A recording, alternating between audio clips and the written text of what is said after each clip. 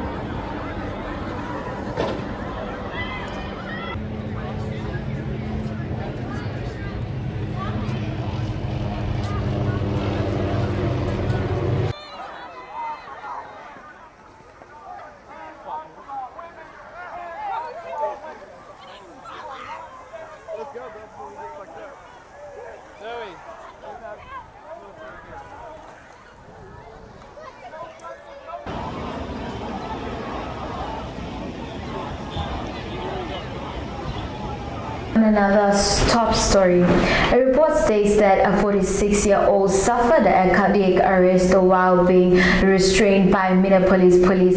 It listed Mr. Floyd's cause of death as cardiopulmonary arrest, complicating law enforcement subdual, restraint and neck compression. A video showing a white police officer continuing to kneel on Mr. Floyd's neck even after he pleaded he could not breathe has resignated deep-seated anger over police killings of Black Americans.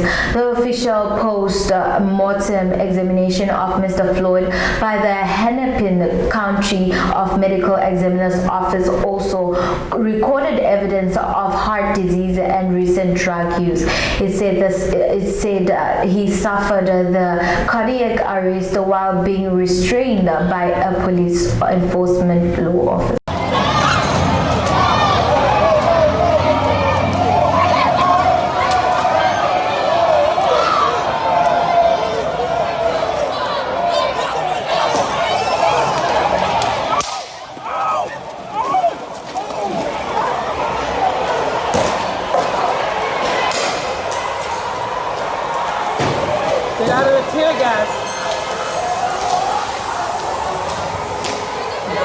that tear gas.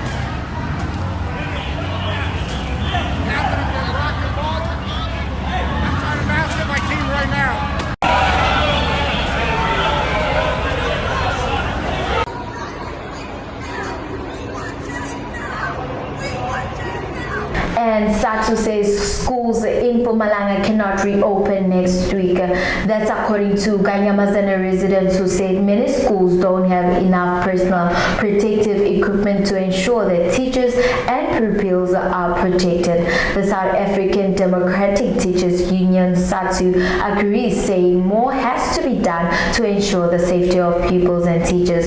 It said it will be speaking to the Department of Basic Education to delay the reopening of schools.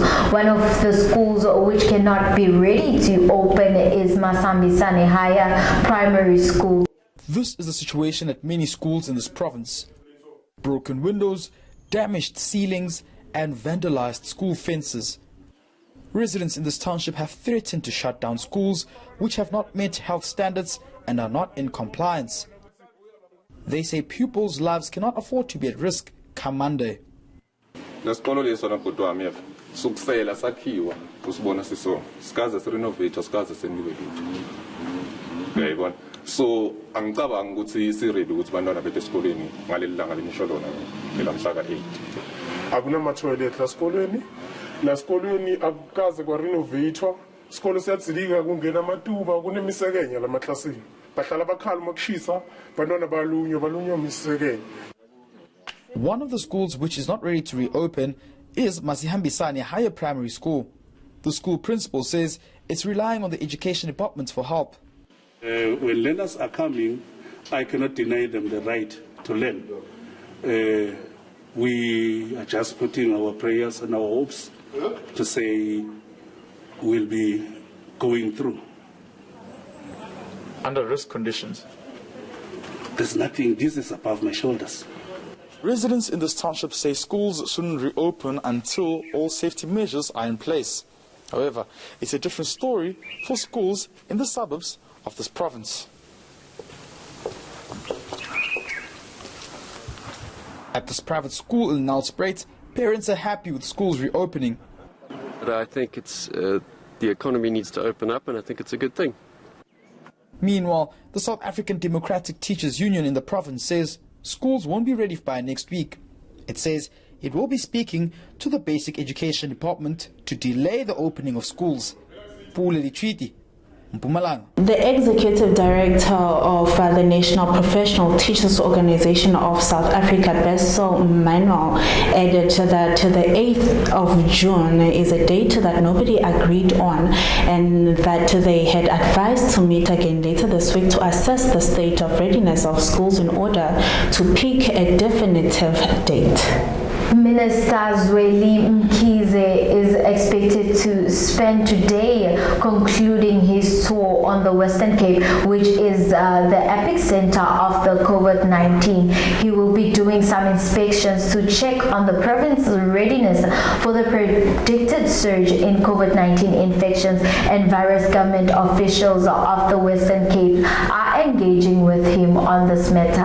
The health response is more intensified than ever, where we have to ensure that there are specialized teams that are going to give attention to firstly finding the cases that are positive, and secondly making sure that each of those that are tested.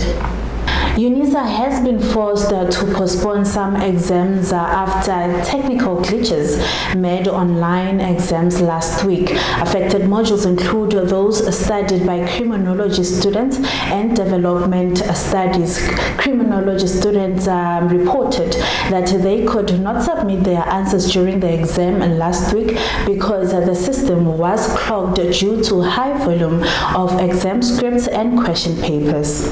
The students said that they blame the institution for not having a plan B, and some say they received text messages from the institution postponing their examinations. In a statement, UNISA said that the rescheduling of modules to later dates, which would still fall within the current examination period, was essential to improve the system's performance.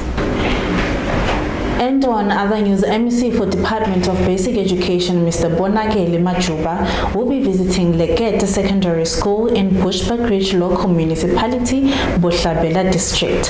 The visit is part of the MEC's monitoring of the state of readiness for schools to reopen, and will use the opportunity to assess the condition of schools within the surrounding area. And Basic Education Minister Angie Motshekga on Monday apologized for her last minute about turn postponing the return of grade 7s and matrics by another week. However, teacher unions have expressed that they still believe schools in the country need more time to prepare for the resumption of teaching and learning amid the COVID-19 outbreak. Thank you so much for tuning in to News on News Horn TV. I am Lido Koza. And I am Basha Mashai. Be sure to stay tuned for more updates on our Facebook and be sure to subscribe to our YouTube channel.